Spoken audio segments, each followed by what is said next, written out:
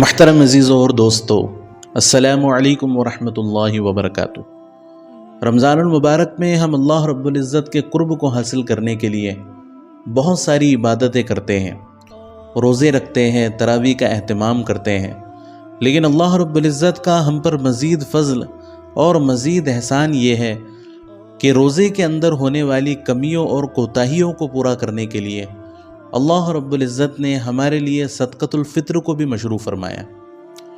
اس صدقۃ الفطر کی حکمتوں میں سب سے بڑی حکمت یہ ہے کہ اس کے ذریعے سے روزے میں ہونے والی کوتاہیوں کو اللہ رب العزت دور فرما دیتے ہیں۔ اس کے ذریعے سے اللہ تعالیٰ روزوں کو پاک کر دیتے ہیں، گویا کہ یہ ہمارے لیے روزے کی زکوٰۃ ہے۔ اور اسی طرح دوسرا فائدہ صدقۃ الفطر کا یہ ہے کہ اس سے مسکینوں کو فائدہ پہنچتا ہے، غریبوں کو عید کے دن اچھا خاصا مال مل جاتا ہے، ان کی بنیادی ضرورتیں پوری ہو جاتی ہیں۔ اب سوال یہ ہے کہ صدقۃ الفطر کن لوگوں پر واجب ہے؟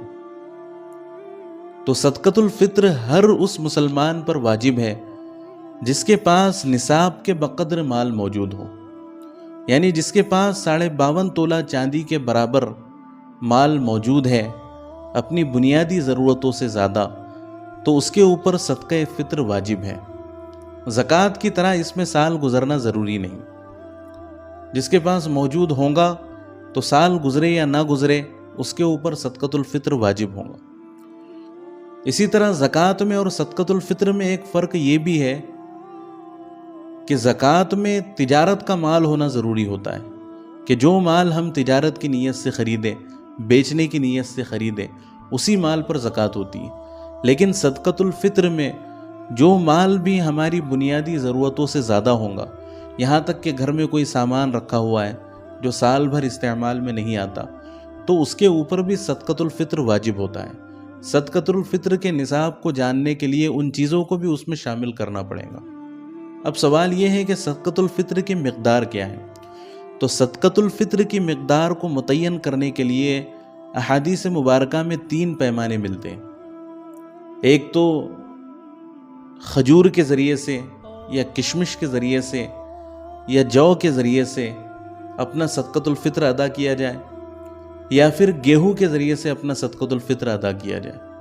اگر کوئی شخص کھجور کے ذریعے سے اللہ نے مال سے نوازا ہے، اگر وہ کھجور کے ذریعے سے یا کشمش کے ذریعے سے یا جو کے ذریعے سے اپنے صدقۃ الفطر کو ادا کرنا چاہتا ہے، تو اس کے ذمے ایک فرد کے بدلے میں 1 صاع کا دینا لازم ہے، اور 1 صاع کی مقدار موجودہ اوزان کے اعتبار سے 3 کلو 266 گرام ہوتی، یعنی 3.25 کلو۔ اب اس شخص کو چاہیے کہ ایک فرد کے بدلے میں وہ چاہے تو کھجور دے، کشمش دے یا جو دے 3.25 کلو، یا پھر اس کی جتنی قیمت بنتی ہے اتنی قیمت ادا کرے۔ اور کوئی شخص اگر گیہوں کے ذریعے سے اپنے صدقۃ الفطر کو ادا کرنا چاہتا ہے تو اس کے ذمے نصف صاع ہے، یعنی 1 کلو 633 گرام، 1.25 کلو۔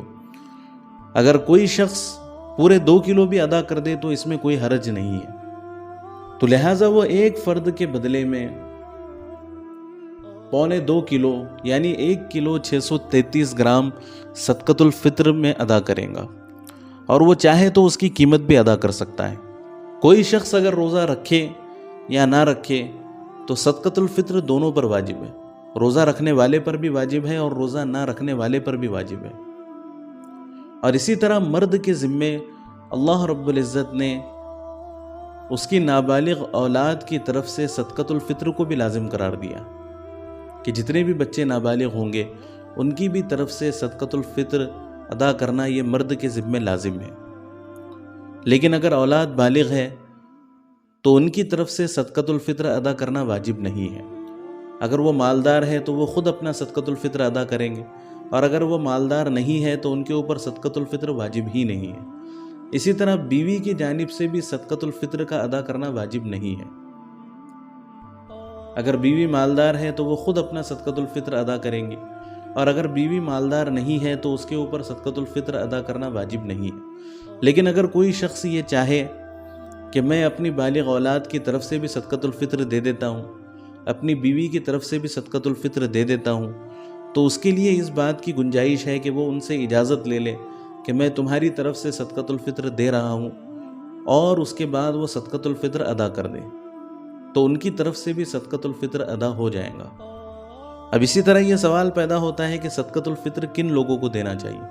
تو جن لوگوں کو زکوٰۃ دی جا سکتی ہے ان کو صدقۃ الفطر بھی دیا جا سکتا ہے، اور خاص طور سے غریب رشتہ دار، ان کے اوپر ضرور بھی ضرور صدقۃ الفطر خرچ کرنا چاہیے، کیونکہ رشتہ داروں کو دینے میں دوہرا اجر و ثواب ہے۔ اسی طرح جو لوگ دین کی خدمت میں لگے ہوئے، علم دین حاصل کرنے میں مشغول ہیں، ان کے اوپر خرچ کرنا بھی دوہرا اجر و ثواب ہے۔ تو ان دو طرح کے لوگوں کو صدقۃ الفطر دینے میں ترجیح دینی چاہیے تاکہ زیادہ سے زیادہ ثواب حاصل ہو سکے۔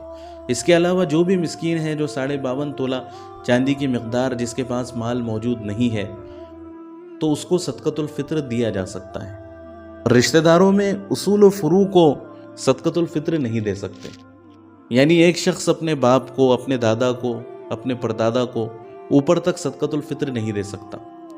اسی طرح اپنے بیٹے کو، پوتے کو، پڑپوتے کو نیچے تک صدقۃ الفطر نہیں دے سکتا۔ اس کے علاوہ اپنا بھائی ہے، اپنی بہن ہے، تو ان کو صدقۃ الفطر دینے کی اجازت ہے۔ اسی طرح بیوی اپنے شوہر کو صدقۃ الفطر نہیں دے سکتی، اور شوہر اپنی بیوی کو صدقۃ الفطر نہیں دے سکتا۔ تو یہ تھے صدقۃ الفطر کے کچھ بنیادی مسائل جو ہمارے سامنے آ گئے۔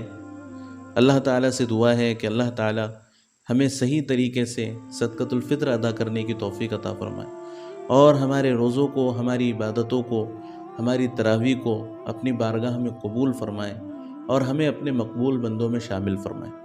آخر میں آپ سے گزارش ہے کہ اس ویڈیو کو زیادہ سے زیادہ شیئر کریں، زیادہ سے زیادہ پھیلائیں، تاکہ ہر مسلمان کے دل میں صدقۃ الفطر ادا کرنے کا شوق بھی پیدا ہو، اور لوگوں کے ذہن میں جو غلط فہمیاں ہیں، جو غلط مسائل بیٹھے ہوئے ہیں، یا جن مسائل کے بارے میں لوگوں کو علم نہیں ہے، وہ مسائل زیادہ سے زیادہ معلوم ہو۔ نیکی کی بات پھیلانا بھی صدقہ ہے اور بہت بڑی عبادت ہے۔ اور اسی طرح کی ویڈیوز حاصل کرنے کے لیے ہمارے چینل کو سبسکرائب کریں۔ جزاک اللہ خیرہ۔